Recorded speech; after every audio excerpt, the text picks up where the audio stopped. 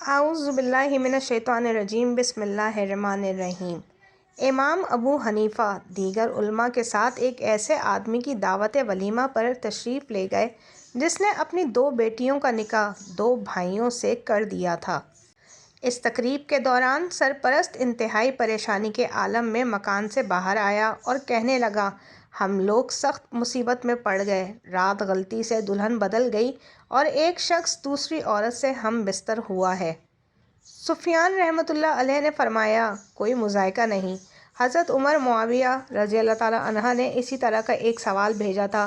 حضرت علی رضی اللہ تعالیٰ عنہ نے اس کا یہ جواب دیا تھا کہ ہر شخص پر صحبت کی وجہ سے مہر واجب ہے اور ہر عورت اپنے شوہر کے پاس چلی جائے۔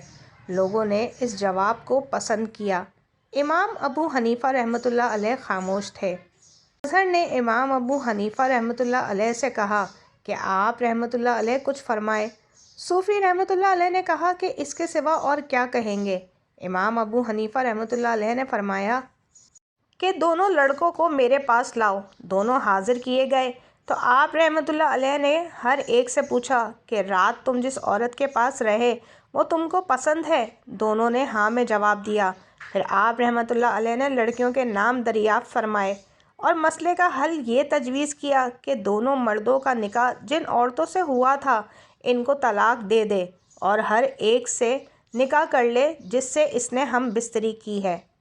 لوگوں نے آپ رحمۃ اللہ علیہ کے اس جواب کو بہت عزت سے دیکھا، منظر کھڑے ہوئے اور آپ رحمۃ اللہ علیہ کی پیشانی کو بوسہ دیا۔